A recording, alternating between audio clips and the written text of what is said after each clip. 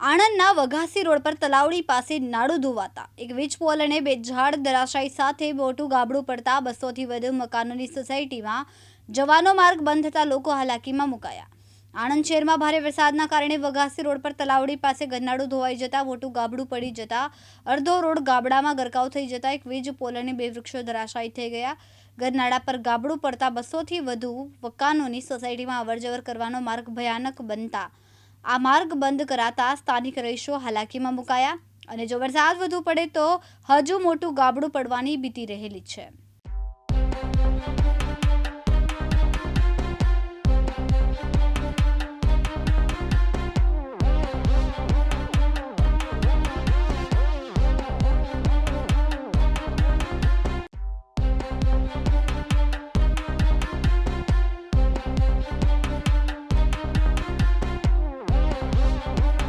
चिराग सैयद, दिव्यांग न्यूज़, आनंद।